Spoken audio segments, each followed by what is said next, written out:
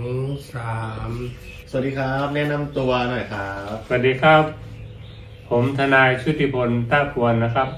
เป็นเจ้าของและหัวหน้าสำนักงานชุติพลทนายความอยู่ 65 ถนนทิพเนตรตำบลหายยาอำเภอเมืองจังหวัดเชียงใหม่นะครับ ที่มาวันนี้ถือว่ามาทดแทนคุณครูบาอาจารย์ที่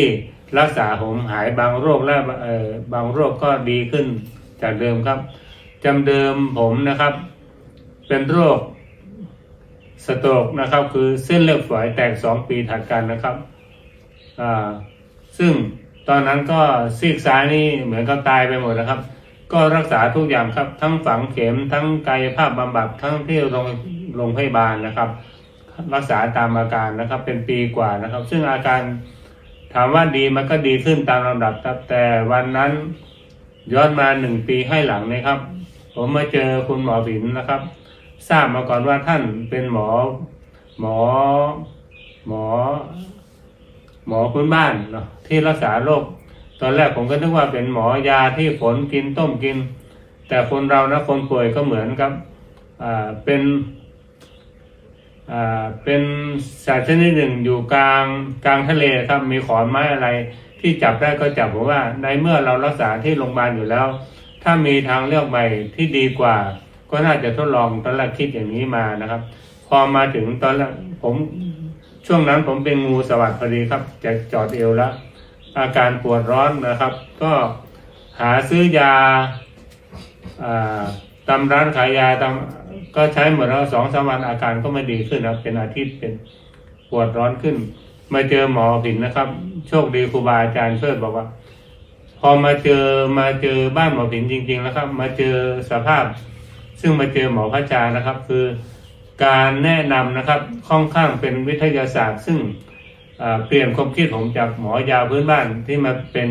อิงวิทยาศาสตร์ในการสอบประวัติโรคแล้วก็การแนะนำยาที่อิงหลักวิทยาศาสตร์นะครับซึ่งพอผมมาได้ยินหมออธิบายเรื่องยาต่างๆประกอบกับวันนั้นผมเอายารักษาเส้นเลือดที่เป็นสโตรกมาด้วยนะครับมาให้คุณหมอดูบอกคุณหมอก็อธิบาย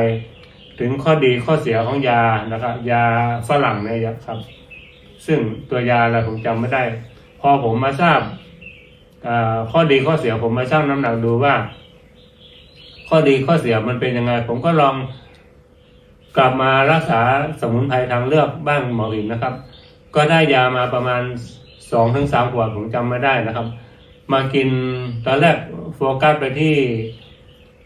งูสวัสดิ์นะครับพอกินได้1-2 วันครับอาการมันก็ปวดแสบปวดร้อนแล้วครับแล้วก็จากที่มันจะเริ่มจอดเอวเนี่ยมันก็เริ่มหายไปเริ่มแห้งไปครับอันนี้ผมว่าผมมาถูกทางนะก็เลยเปิดใจรักษาโรคเส้นเลือดในสมองต่อนะครับเพราะว่ามาวันนั้นน่ะผมจดกระดุมด้านซ้ายยังไม่ได้เลยครับเพราะว่าคุณหมอก็ทักว่าอาการอย่างนี้มันเป็นอาการทางสมองถ้าไม่รีบรักษาหรือว่ากินยาทางโรงพยาบาลนะครับไม่ใช่ไม่ดีแต่ว่าผลอาจจะข้างเคียงวันหลังอาจจะได้ฟอกไตเพราะว่าพอถึงว่าฟอกไตผมก็กลัวนะครับเนื่องจากแม่ผมเนี่ยกินยาความดันมาค่อนชีวิตก็เลยทุกวันนี้ได้ฟอกไตผมก็กลัวนะครับถ้าไหนก็ไหนผมก็เปิดใจนะครับลองทานยาบ้านหมอผินไปตลอดอาการก็ดีขึ้นเรื่อยๆถึงวันนี้ครับวันที่17 กุมภาพันธ์ปีนี้จะครบ1 ปีครับอาการผมก็ดีขึ้นตามลำดับนะครับจากที่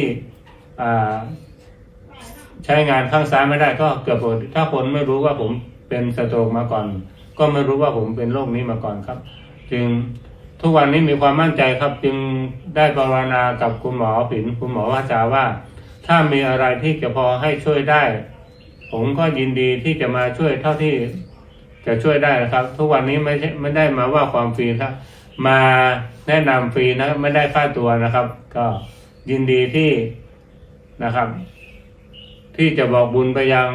ท่านอื่นๆนะครับที่เป็นโรคที่ผมมีความมั่นใจเพราะว่ามาวันแรกนะครับเจอเคสของคุณหมอเนี่ยที่กำลังรักษาหรือรักษาหายแล้วนะครับที่เป็นมะเร็งเต้านมมะเร็งข้างในข้างนอกนะครับมันหายหมดทั้งคนไทยทั้งฝรั่งทั้งญี่ปุ่นนะครับ เพราะฉะนั้นในส่วนตัวผมจึงมีความเชื่อเต็มร้อยนะครับ ญาติพี่น้องนะครับ แม่ผมก็เอามารักษานี่หมดนะครับ เป็นพระสงฆ์องค์เจ้าที่ผมนับถือครับ เห็นว่าที่นี่เป็นสมุนไพรทางเลือกที่ว่าไม่เหมือนที่อื่นนะครับ ก็น่าจะไม่มีส่วนเสียใดๆครับ และไม่มีการเรียกเก็บค่ารักษาพยาบาลนะครับ มีค่าบูชาครูบาอาจารย์แล้วแต่กำลังครับ แล้วแต่บุญของเรานะครับ เพราะฉะนั้นนะครับ ผมจึงมีความยินดีที่จะมาช่วยเล่าประสบการณ์ให้ทุกท่านที่ยังลังเลสงสัยหรือว่ามาแล้วครึ่งกลางๆนะครับ ได้ยาไปแล้วเนี่ย เอาไปทิ้งไปขว้างนะครับ ส่วนตัวผมนี่ผมเสียดายนะครับโอกาสที่คนจะได้มารับการรักษาอย่างนี้ถือว่าเป็นบุญนะครับขอบคุณครับ ขอบคุณครับพี่นายครับ ครับ